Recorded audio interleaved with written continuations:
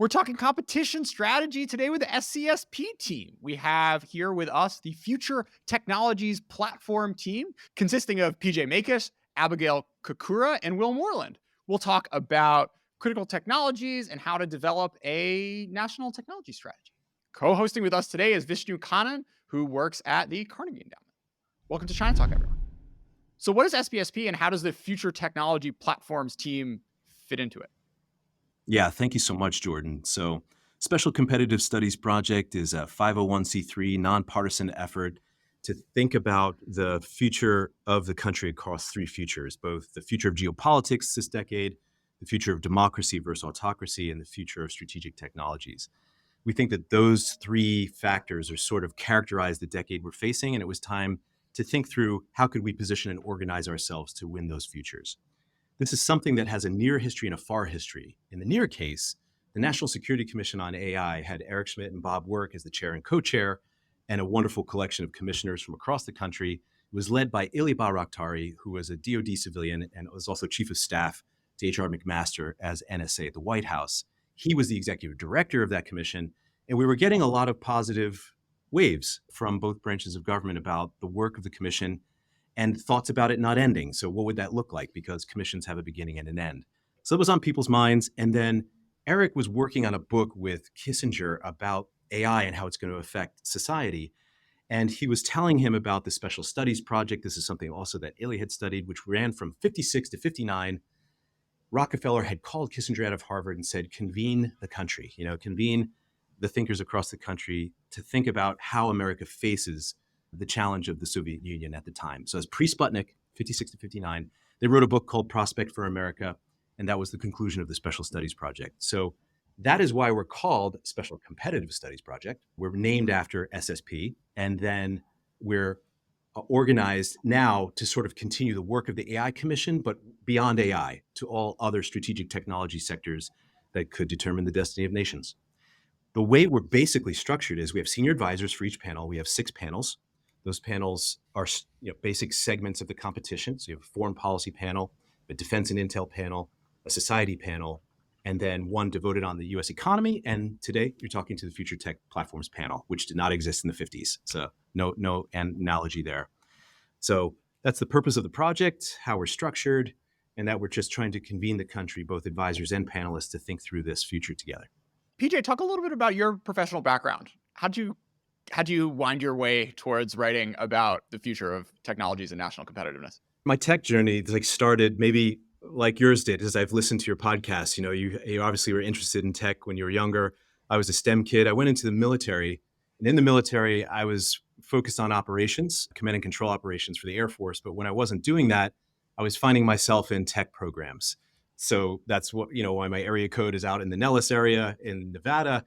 And as I started growing up in that process, I was able to start doing strategy, which is where my degrees were. So I was involved in the third offset effort under Bob Work from 2015 to 2017. After a 2-year stint in the Middle East during the ISIS war, came out from that. And Illy had asked me to join him as staff at the NSEI Commission to think about audacious technology programs that might help us get ahead. That was a little bit like what I was doing in the military. Did a stint at the NSC, thinking about international technology competition, had the privilege to work with Laura Rosenberger and did a lot of work with Tarun Chabra. And then we started this 501c3. So if you could give a grade to the papers you were riffing off of relative to what the papers you were riffing off of when you were doing the third offset, how developed do you think the thinking is?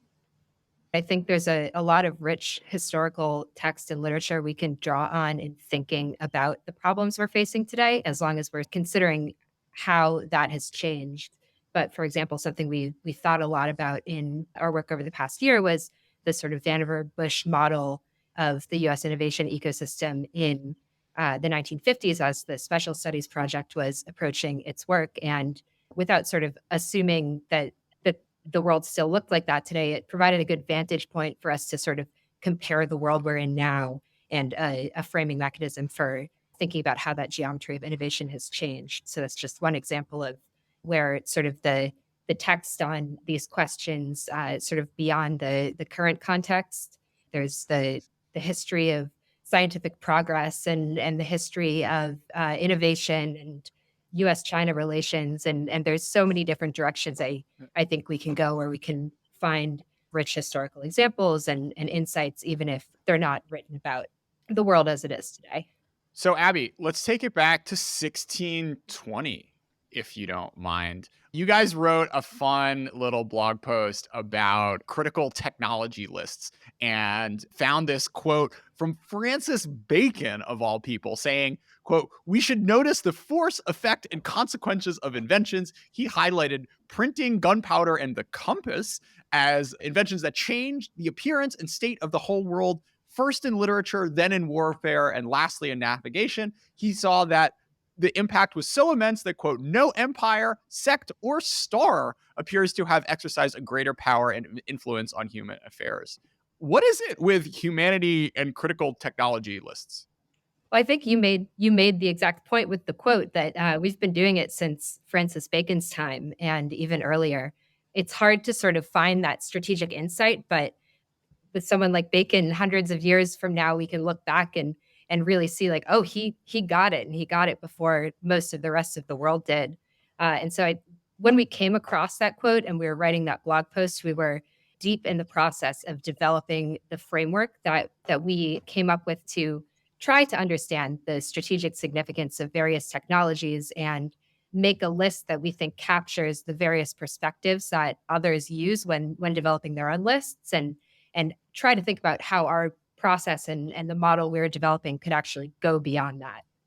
So we can get into more of that process and that framework. But you're right. I mean, we've been making lists for centuries. I guess I'm just jealous. How did you find it? How'd you stumble on this? Do you remember? I think we came across it in reading the literature on general purpose technologies and how they're defined by the ways they impact the world beyond what we originally scoped them to be. You took us in exactly the direction I think we wanted to go, which is how do you decide what gets on the list and what gets off? Vishnu, it's a great question, and part of our ambition is to actually see how can we develop a public-private model to help the country get past listing. The listing process is really important, and we think it starts with asking the right question. You know, what questions does a country ask to determine where the signal and the noise is for what to compete upon? So, like with your question, we looked at these questions in three big categories. There's questions you ask of tech if, let's say, you're a nuclear physicist. There's questions you ask of tech if you're, say, a China regionalist. And there's questions you may ask of that if you're an American venture capitalist looking into our own ecosystem. And those three questions don't typically get asked in the same place. So what we did is we stepped back and said, if you were to put these questions together almost like a funnel that narrows you in to the strategic significance of where a nation should plan and where it could leave things to chance, that's what the questions are in our strategic evaluation framework. And so we have questions in there like tech question 1, which is the technology in consideration something that would fundamentally alter the paradigm of how something else operates, like quantum on encryption? One of the other questions we have there in the tech list is this a technology that would fundamentally alter the macroeconomic fundamentals of the country? And one of the questions to ask you of the 2 to 3 that we really went by, since as other guests on your show have mentioned, you know, it involves a future component, so it's a guess. And all strategy involves a guess since it's about the future. So how do you guess and what do you go by? And in defining these 6 battlegrounds that we can sort of lay out, we said a nation should probably lead in the general purpose technologies of our day, of which we see 5 coming together, which we can describe from mechanization, electrification, automation, digitization, and now intelligentization with AI. In a modern robot, you can see all 5 of those coming together in one object. And then there's also this one over the horizon of biotechnology, which is an amazing transformation happening. And so we said simply, hey, when you look at all these questions and you're thinking 10 years out, you could probably safely say that it's wise for a nation to try to lead in those technologies. So that's how we think about it. It's like a funnel, asking these strategy questions that aren't typically all asked in one place, but came together in a way we think of it as a funnel leading you to these choices a nation makes about when you plan and when you leave it to chance. So I'm struck by how in all strategy documents you face the challenge of what stays in and what stays on the cutting room floor. And similarly in list making, when you're going through that funneling exercise, you're starting with kind of big questions about principle and direction. You're narrowing to what also seem like pretty wide-ranging technologies, right? Many of the things that you mentioned just now, PJ, and things that appear in the report, things like semiconductors, artificial intelligence as a broad umbrella, biotechnology is a broad umbrella. These seem to incorporate a whole bunch of component technologies, and they seem to be fundamental to lots of other parts of human activity. So if those are central, what's on the margins? What were you either hesitant about including, or what did you feel comfortable saying is not a strategic technology? That's a great question, and I really agree with you about ultimately strategy is a choice about the things that are also not included. So I really appreciate the perspective of the question. The way we looked at it was that if you're trying to get the nation's attention about where it should lead, that it should be a fairly bounded number. If you look at sort of the technology lists at OSTP, it's a rich list. I enjoyed being in on that process last year personally, but it's a long list. And so you think, how do you narrow that down to where a nation needs sort of like a whole of nation effort with the private sector? So to that end, we said first, one, it should probably be a smaller number. And then at the end of the day, we all know there are wild cards. There's always going to be component technologies that catch your attention, that sort of blow your mind. We saw something recently called communal computing, when you go into a room and you are in the computer and the room is interacting with you and it's interacting with the internet. And it's possible that such things will be connected to natural language processing, where they're able to scrape the scientific periodicals of the world and bring them into your own language in this computer room where you're in it. That's a fascinating idea of a wild card. It's not something that we've said, oh, the nation needs a plan for that. But as a part of our process, which we'd love to describe to you, we think that a nation should always be horizon scanning for those wild cards while it plans to lead in the things that you would call the battlegrounds. You mentioned you were involved in that OSTP report, which for the listeners is like 40 pages of I think there were like 14 like headers, and then there were like subheaders and subheaders of the subheaders, and you ended up having hundreds and hundreds of different technologies. Like, how did that document happen? What's the backstory for something like that? Yeah. When a nation is trying to decide about all these technologies that are emerging sort of at once, it was a very methodical, sort of democratic process led by OSTP in conjunction with the National Security Council to say which ones matter most, just like Vishnu was sort of asking about how we did before. It's a very much an interagency process, so you can think of a large convening. Again, there might be more of a representation if it's led by OSTP by the kinds of questions that scientists will normally ask.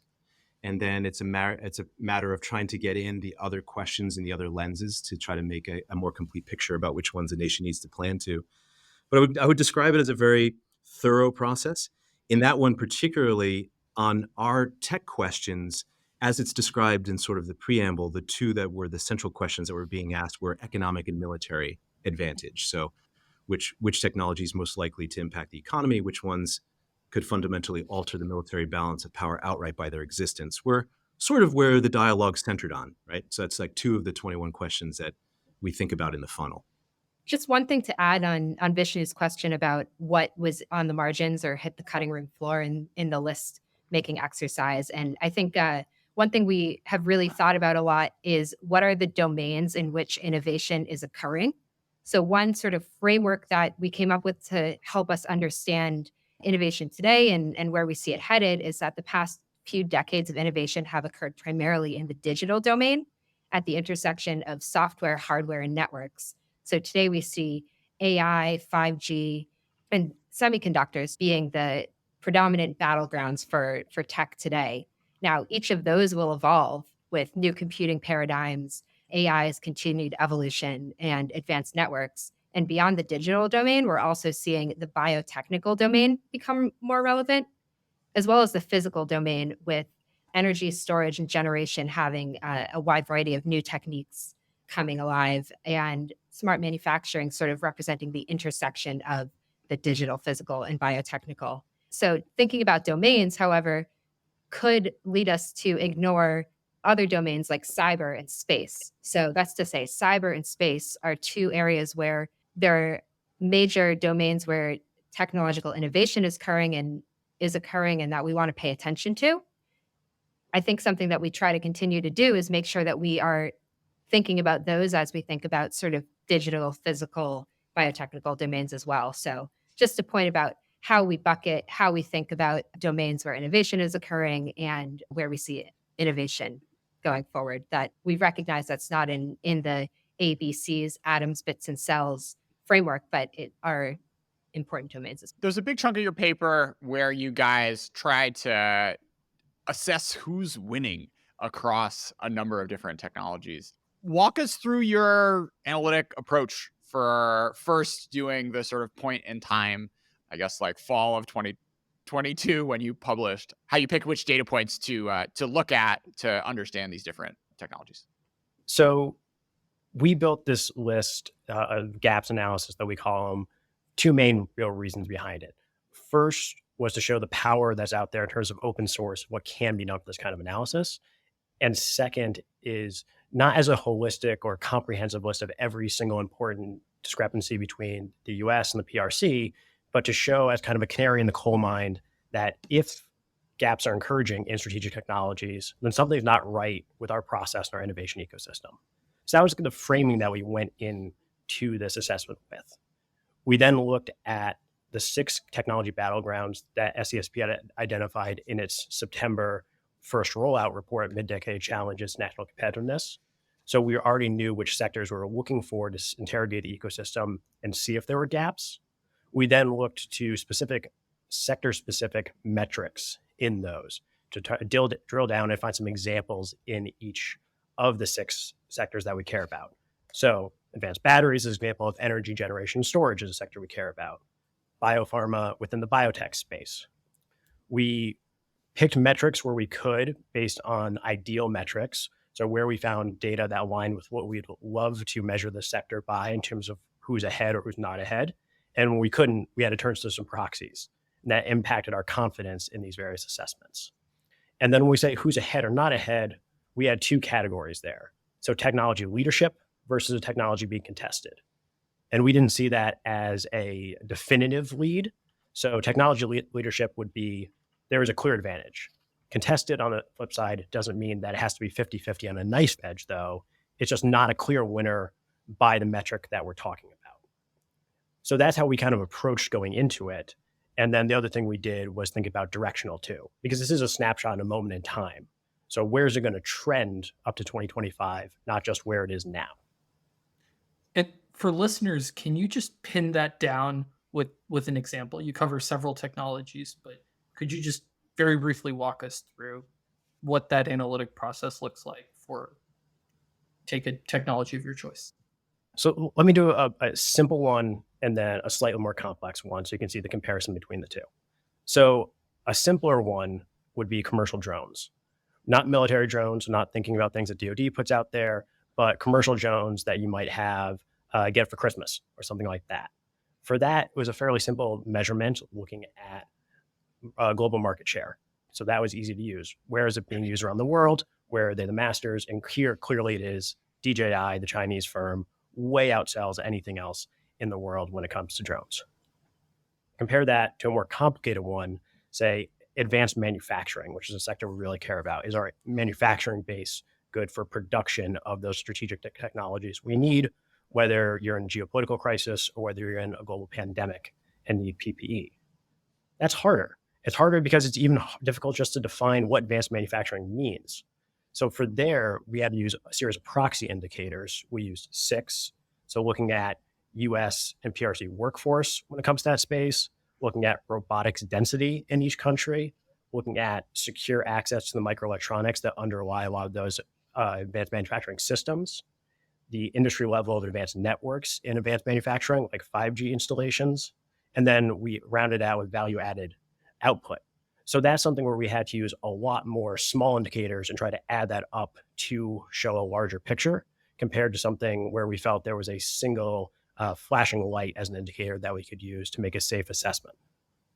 And which technologies of the several you cover do you have the highest confidence in your judgments, both in the kind of immediate point in time analysis and in your predictions of leadership over the medium term? So 2 examples of a high confidence and a low confidence. We have high confidence, both that the PRC leads in advanced batteries and it will continue to lead in advanced batteries based on the data that we use. So the metrics of access to raw materials, access to production capacity.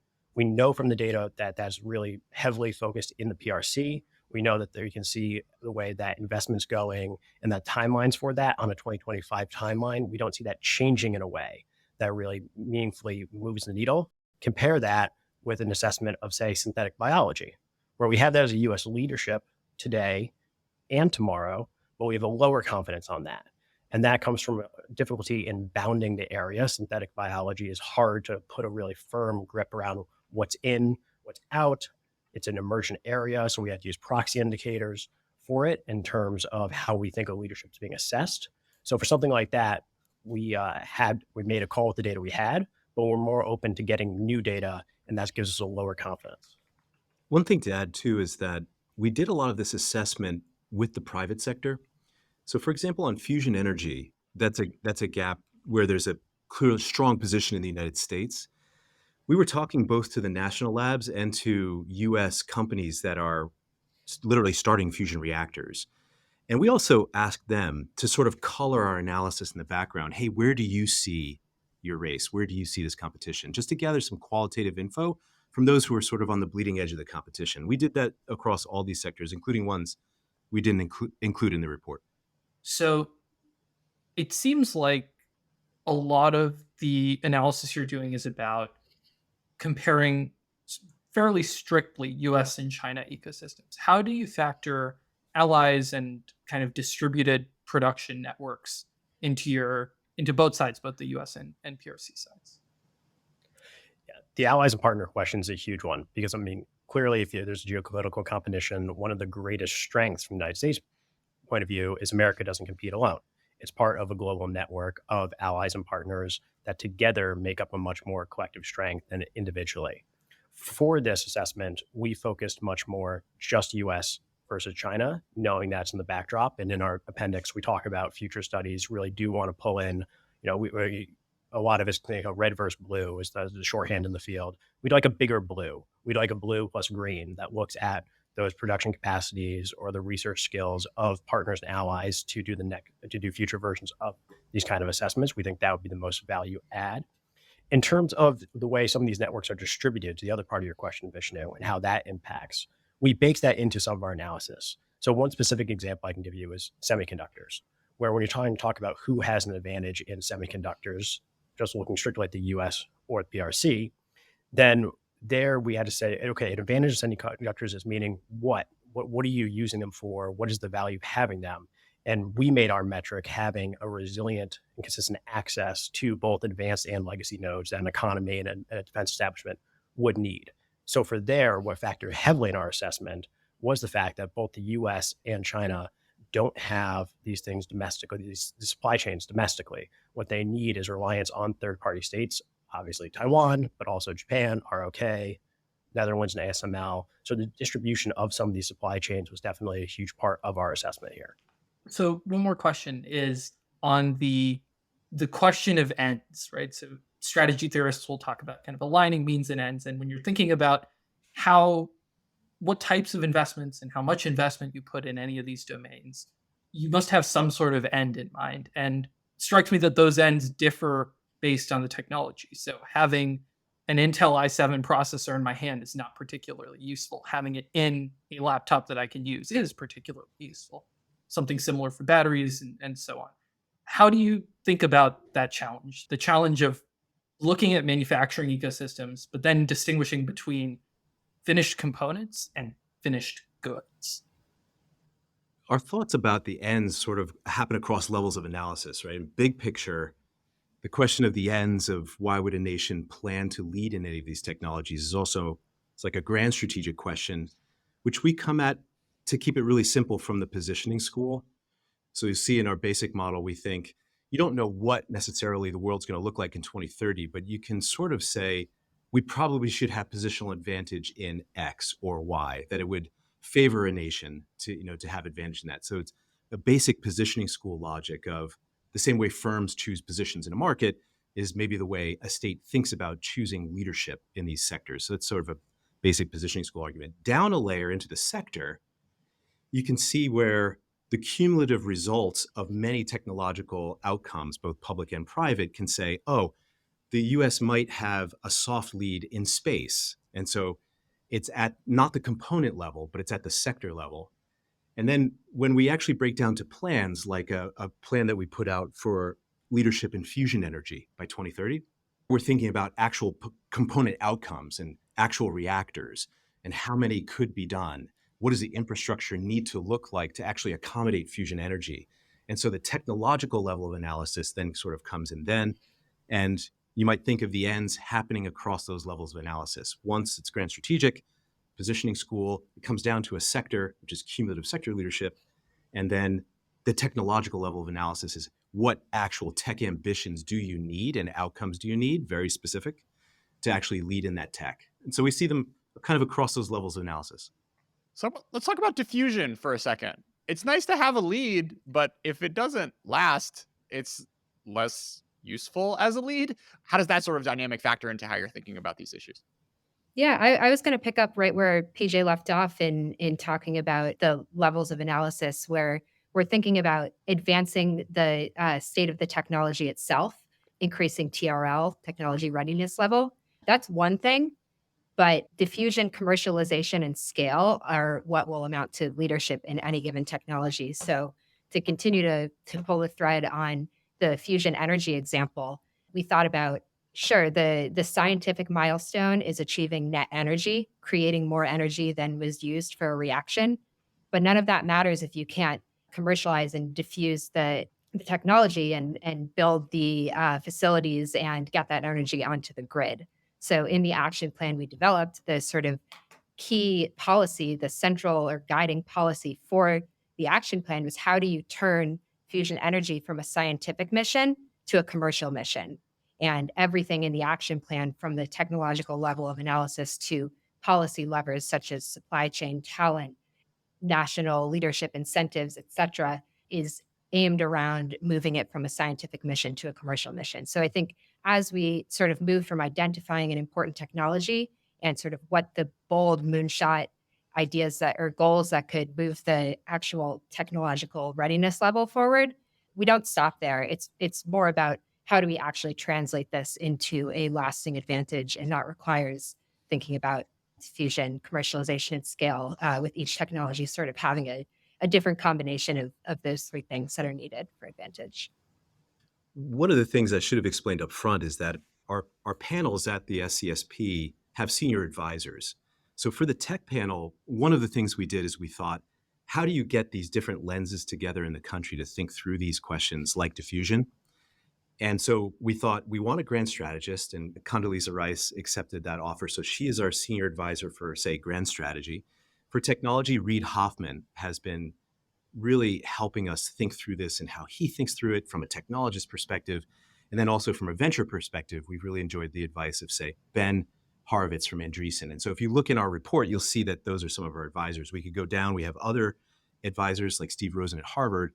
But if you think back to that, we got some of the advice from our technologists that said, you can think of diffusion in three big ways. One, there's going to be diffusion that is commercializable. So it just takes off in the market, and it's not really going to need a lot of government involvement. You might think of social media platforms this way.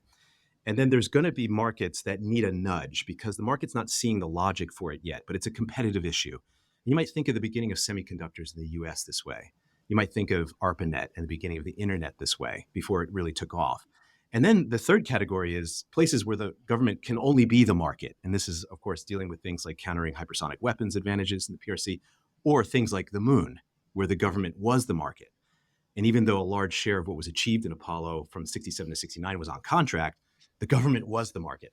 So you can think of diffusion that way too, right? Is which technological advantage can only diffuse into our economy and our society in those three bins? And those are the kinds of pieces of advice that we've really enjoyed from our advisors. So, let's talk about advisors for a second. You have America's best and brightest talking to you guys, but these folks also have sort of financial incentives in the outcomes of these questions.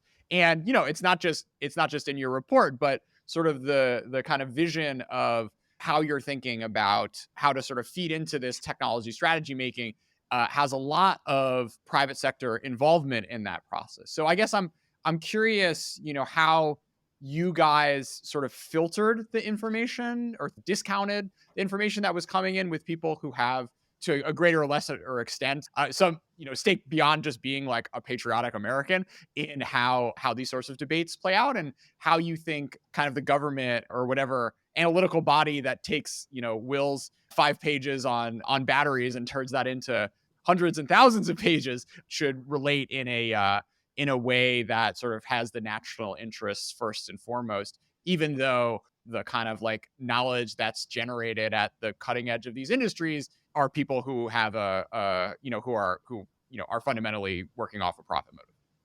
No, that's a great question, because in some sense, as we think through public-private modeling for the country, we want to experiment with a public-private model that doesn't just end with our project when it ends. We're trying to experiment with how would the government do such a thing by navigating these important ethical and financial questions that you've asked. I think the first place we start is just thinking about what is an SSP-like project to begin with. It was a nonpartisan effort in the 50s to get together as many thinkers that wanted to devote their lives to this at this point. And in the case of the 50s, it was Rockefeller bringing Kissinger out of Harvard and said, hey, I want you to convene people who can think through this problem for us and how to organize the nation for a geostrategic competition of its generation. The second way we sort of keep objectivity and filter that is that we're wholly nonpartisan. So it's a completely nonpartisan, non-political C3 501 funded charity to just advance the interests of the country as a whole. The third way that we sort of maintain this objectivity that we thought is the breadth of our advisors and the breadth of our participants. And so what we're trying to do is just be a place where people can plug in. And of course, we use all kinds of great filters, normal filters you would use anywhere in government, like Leg Affairs and Gov Affairs and General Counsel. And so you're always looking for conflicts of interest and filtering all those things intensely, just like you would in any other national endeavor that has those functions. But in our case, what we also tried to do is just to say, how many national figures, and not necessarily always household names. If you were to look at our tech panel, you're looking at people who have built large technology programs for a living, but they're not people who are household names, but they want to give 8 to 10 hours a year to help think through moves the nation should make, just again, charitably. So I think those 3 ways, right? You just think about the structure of what is the SCSP modeled after. It's modeled after SSP. It's a convening body. It's nonpartisan. It casts a wide net. It has a wide part of advisors that if you take the 6 panels and you add up all the advisors for each panel, I've only described to you the ones on the tech panel, you'd see an incredibly sort of diverse and rich intellectual depth that we're trying to achieve. So I think that's how we navigate through ensuring objectivity and clarity of our thoughts and recommendations. So I've been like reading a lot of Rand history recently, and it's really interesting to kind of think back to the 50s and early 60s of just how strong that consensus was at every level of government. And, once you got into the Vietnam War, you saw the cracks being formed, right in Rand with Daniel Ellsberg, who, was a golden boy, like writing research reports about how to rationalize the Pentagon and whatnot. And all of a sudden, he's leaking the Pentagon papers. I don't know, PJ, just like as a historian, any kind of reflections on that moment versus today's moment? We talked a little earlier about the China consensus. How does it compare to where America was in the 40s, 50s, and early 60s? Your Rand analogy is fantastic. I love it. I think that what you see is a democracy working in accordance with its normal processes until acted upon by an exogenous force, right? And so what you have is you have early thinking about this, like from Kannan, and not every American's reading the long telegram, but the president is. And so then the president says, what would you do about it? And you get Article X. And then after Article X, the NSC gets involved in 50 and says, okay, how would we implement such a vision of what winning looks like? And you get the beginnings of NSC 68. From there on, from 1950 to 1957, you have a general sense in people who study the subject and care about it, like we need to get organized. This is, of course, where SSP begins pre-Sputnik. And then when Sputnik happens, you have the people demanding that Ike do something about it. And of course, between 57, it takes until 58, where he actually establishes NASA out of NACA or NACA. And then we're off between 58 and 62. So what I think is you see the normal democratic processes, the freedom of assembly, the freedom of speech, all the things that make us us and normally having in the democracy with people with varying opinions, even at Rand. And then what you have is the democracy is acted upon by an exogenous force. And then you start to see a unity. You start to see, not by any means, in my view, a groupthink, but you start to see people getting together. And of course, if you look at the Cold War, that changes by decade. Sting is not singing, "I hope the Russians love their children too," until 1985. And so I think there's this general arc of being acted upon by an exogenous force, and then just the normal goodness of freedom of expression in a democracy internally. So another point you raised was this idea of nonpartisanship. And, as you have that exogenous force creating a consensus where there wasn't before, what is conceived as nonpartisan expands, perhaps, at least in some dimensions. But, there inevitably are plenty of potential interventions that U.S. government could make around technology, which have a political valence and, may end up being the ones that, after you do the 1,000-page report on high capacity batteries, are the most, cost effective and impactful. And, for whatever reason, that 1,000-page study is not going to convince the Republicans or the Democrats, whatever the case may be, that this is the right way to go. So, over the course of doing this work, I'm curious if you guys have any reflections on how far the nonpartisan stance can get you and where the bounds of that sort of approach lie. The way we sort of think about it is that we're nonpartisan in our thinking, we're nonpartisan in our convening. And then when things go from thought to action, as they did in the National Security Commission on AI, they're bipartisan in their activity. And so you just have to honor the political realities to try to move recommendations to collective action in the democracy. So in some sense, you begin at the top as objective and as nonpartisan as you can be. In action is the only time you become bipartisan. And the beauty of our subject is that we have found that technology advantage and just techno-economic power, the thought in general, is generally a unifying subject. There's lines where that changes. If we start talking about talent and we start talking about immigration, there's always going to be bipartisan lines, which are just normal to our system. But the way we think about it is your thought stays nonpartisan. You become bipartisan when things have to move to action. But fortunately, you're dealing with a subject which is inherently unifying. PJ, did you guys take any negative lessons from what happened in the 50s? Aside from adding a tech panel, sort of going back and looking at that, are there any things you noticed that they didn't quite land on that you tried to iterate on when setting up this process?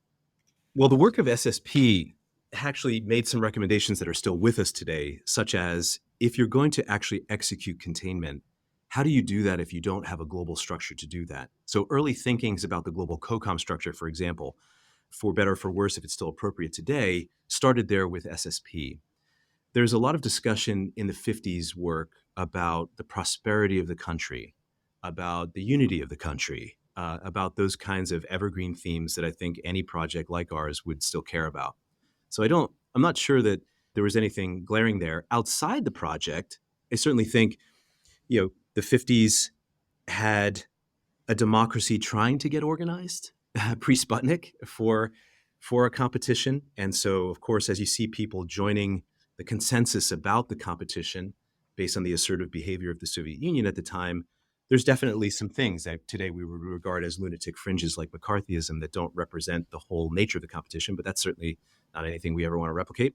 I definitely think if you look at the tech side of our adaptations, there was a long debate to get to Apollo, a very long debate. And there's a great out-of-print book called Apollo Race to the Moon, which is my favorite on the subject, but it really describes how Ike was reluctant to give the space competition to the military. Didn't want to give it to Wernher von Braun. So what do you do? And there was this lull period of like, where is there an elite aerospace organization that can convert into NASA whole cloth? So there's a long period of time there. I think there's some questions, Jordan, to ask about from 58 to 62. How are we actually organizing? There's literally a motion by the Soviet Union at the UN to help the United States space program. Like maybe they need some resources, maybe they need some help. That was a great moment, right? So we have Sputnik 1, and then just a few weeks later, you have Sputnik 2, which has the dog Laika. And it wasn't just the dog. The final stage of the rocket had 6 tons of weight on it that the Soviet Union got to orbit around the world. So now I'm reading from the book that you just referenced, Apollo Race to the Moon. The United States, on the other hand, was working on a grapefruit-sized satellite that weighed 3.5 pounds. 2 months later, so 2 months after Sputnik 2, so this is fall-winter of 1957, the Department of the Navy tried to launch this puny competitor to Sputnik in front of television and newspaper cameras around the world. The Vanguard rocket being used for the launch rose 4 feet into the air, fell back, and crumpled onto the pad. A few days later, the Soviet delegate to the United Nations inquired solicitously whether the United States was interested in receiving aid earmarked for underdeveloped countries. It's good stuff, right? Exactly. I mean, I think we could hardly imagine that, right? So I don't think we want to model that, right? Like we don't want to be in a position where, the PRC is like, oh, maybe the United States needs a handout in drones, or they need some help with exportable 5G. I mean, that's certainly not a position we want to be in. So I would say from the 50s, those are certainly things we can learn. I definitely think there is just this question about how across the decades the country organized, like an arc, from, you could say, from long telegram all the way to Roche-Marshall strategy in the 80s. It's a multi-decade arc going across approximately 9 administrations. And you could see things all along the way. I mean, even if you look at the way the intelligence community was organizing in the 50s, I'm sure there's some lessons learned there too. But I do think it's a wise question to ask about what not to do as well as what to do. Just riffing on that last question there, I think there are 2 major things that have changed since the context in which the SSP report was written in the 50s. One is the number of technologies that are sort of evolving today and have potential to change the world around us. In the 50s, it was fundamentally how are nuclear weapons changing the world around us, everything from society to economy to our defense posture. And today, as we've talked about, it's 6 general purpose technologies that are evolving and converging. So there's a lot more happening and happening very quickly with the pace of technological advances. And then 2 is the report in the 50s was written before Sputnik, but there was a Sputnik moment that sort of woke the nation up to the competition. I think the information space we're in today is just fundamentally different. And so our project we can't expect that we publish a report that, like in the 50s, 500,000 people bought the book at the end of it. We have to figure out, can we expect there to be sort of a moment that the nation wakes up to the competition today? Or if we cannot expect that, how do we sort of help democracy wake up to it and think about it in a different way, where one sort of report isn't going to fit the bill? So let's talk a little bit about a section I found particularly interesting, which was, I think, Appendix C, where you all talk about these different models, and you referenced them earlier, different models for how to essentially analyze the science and tech landscape and then implement within government set of policies to respond to that and to accelerate it. Can you talk to us a little bit about what are the different models, how do they differ, and what are the strengths and weaknesses of each? Yeah, so I can just sort of walk through the public-private national technology strategy model that we recommended and have been attempting to sort of test drive or beta test over the past year and change. So we see this model as having essentially 5 functions. The first is that it starts from the premise of the positioning school that PJ mentioned, where we want to be the nation that is sort of defining the realities of a technology battleground and not reacting to them, positioning ourselves in accordance with our competitive advantages. The first main bucket that we see this process carrying out is the study function. So that entails horizon scanning both of technology horizons and then also of the rival ecosystem.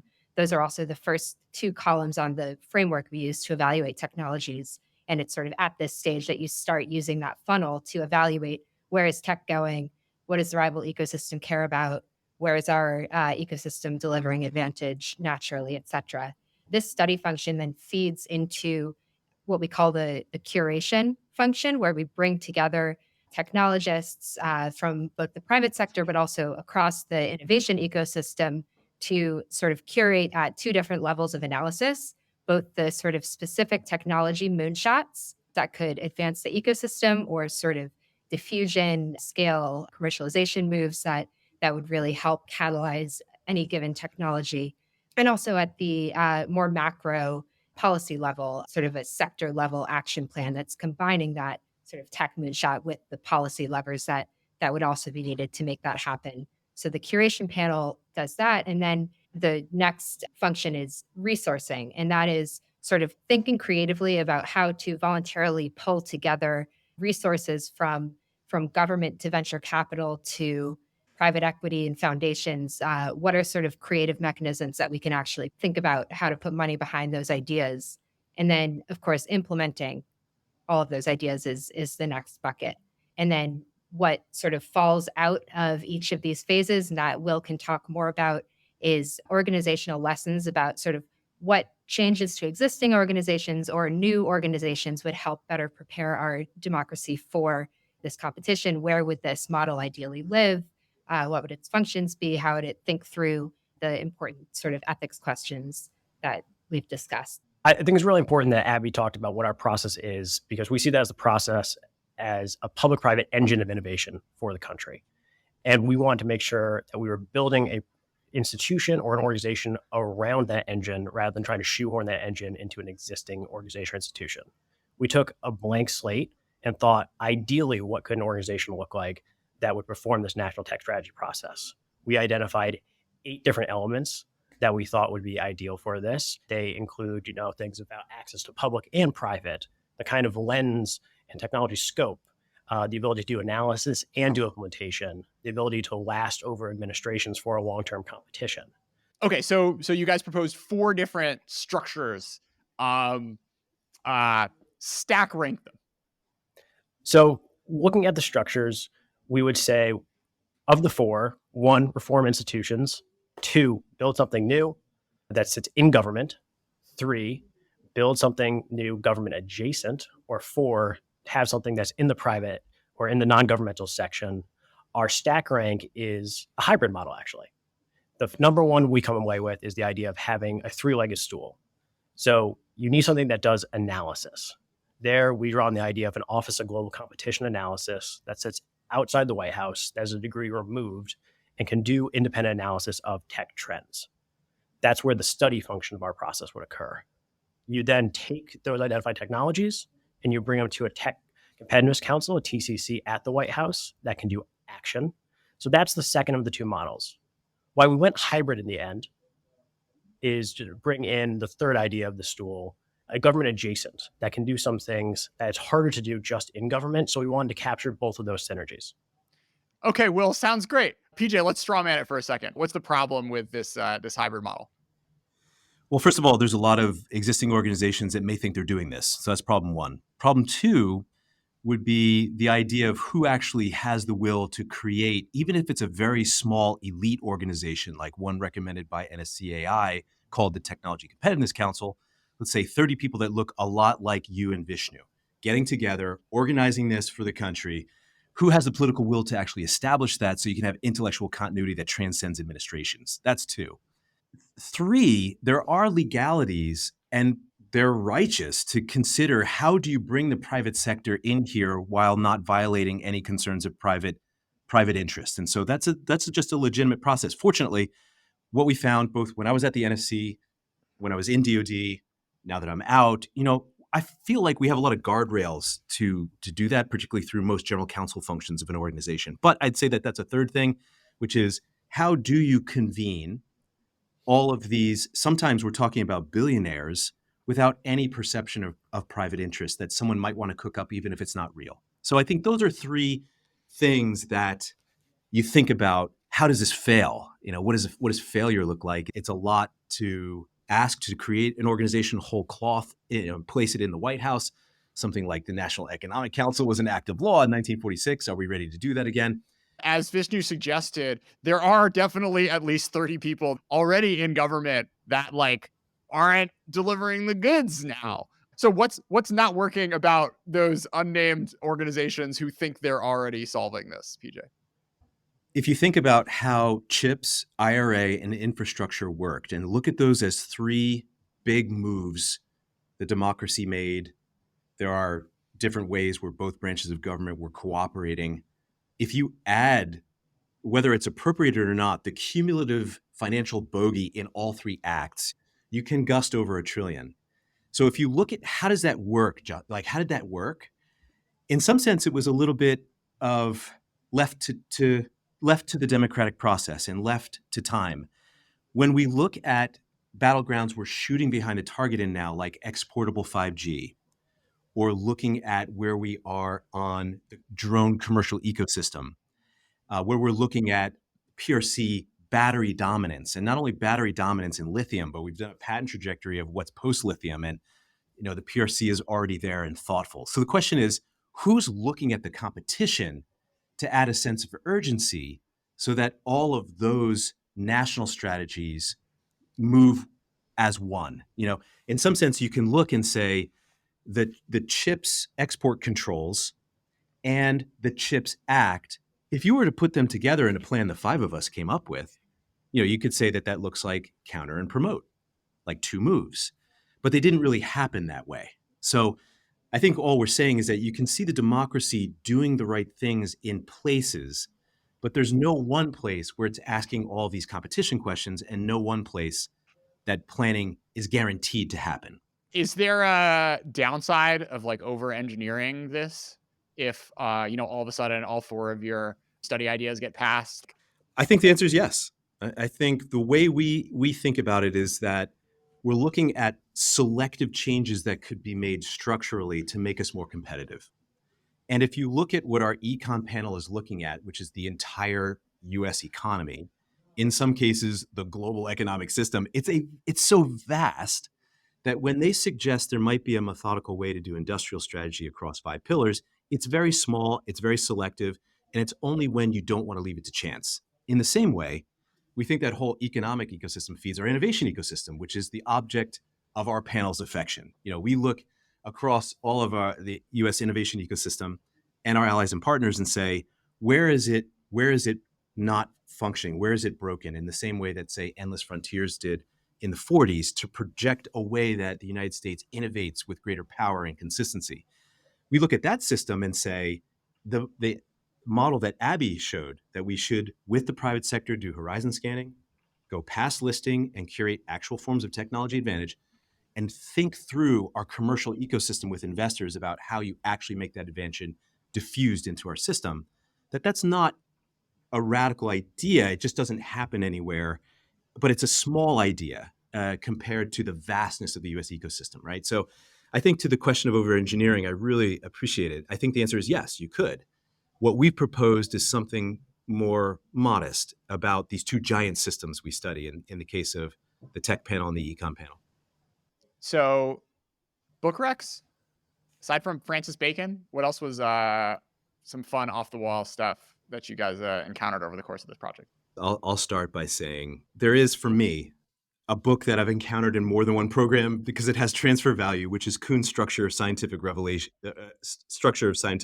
So it's a little geeky, but if you like to study the way innovation happens and you like to think about the philosophy of science in general, it is in some sense at the guts of our tech question 1, which reads, could this technology yield a revolutionary breakthrough that upends existing paradigms? Well, this is the book that talks about the 5 criteria of how you recognize a paradigm shifting. It's an oldie, but I just throw it out. It's one that I've passed to my team because I think it should be read. I really like business strategy fundamentals about Mintzberg's work. Strategy Safari, I think, was a great work for us to think about different strategy paradigms. I think Michael Porter's work, his later work on competition, has a lot of transfer value.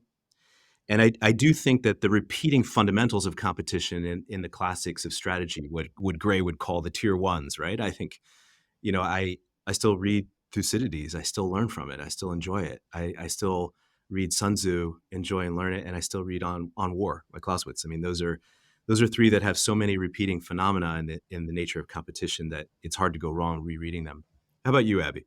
I like to sort of put the sci-fi hat on and read sort of the sci-fi classics, and everything from like Project Hail Mary to the three body problem just sort of pushes my own thinking of how the world could change and what futures that are fictional today might not be in the future. I think there's some fun literature out there thinking of how the private sector is self-conceptualizing itself in this contest. And the one that comes foremost to mind is Sebastian Malaby's recent book, The Power Law on Venture Capital. I think a lot about how we resource these tech moves here. So books that are focused on that and how those actors are all of a sudden seeing themselves more thrust into the geopolitics is a really great way to think about the issue. Close every show with a song. You guys got a tech competition song? Tech competition song. After much deliberation, knowing it's your custom to ask your guests such things, we imagined fanfare for the common man for a few reasons. One, if you listen to it, it's just this wistful effort of people unifying to achieve something great. And then also the fact that at the end of the day, our project really is about unity. It's really about doing everything we can, also almost like an additional duty to pull as many people together as we possibly can. And so fanfare for the common man. For that, that's our good exit tune. PJ, Abby, Will, Vishnu, thanks so much for being part of China Talk. Thank you. Thank you. Thank you so much, Jordan and Vishnu. Appreciate what you do, Jordan.